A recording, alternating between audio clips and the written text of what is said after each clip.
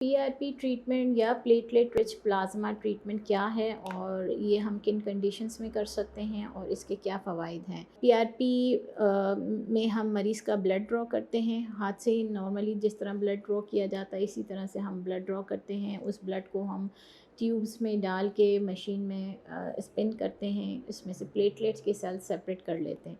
Platelets में basically growth factors होते हैं, ये ऐसे केमिकल्स होते हैं जिनमें रिपेयर की क्वालिटी होती है और वो हमारी इंजरी प्रोसेस को बेहतर कर सकते हैं या डैमेज टिश्यू को रिपेयर कर सकते हैं। ये तरीका इलाज बहुत अच्छा और मौसर है, बहुत सारी कंडीशंस में हम कर सकते हैं।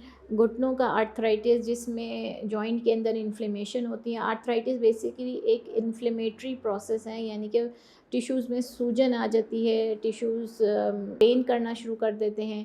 तो उन एरियाज़ पे हम ये पीआरपी जब इंजेक्ट करते हैं या लगाते हैं तो वो रिपेयर हो जाता है।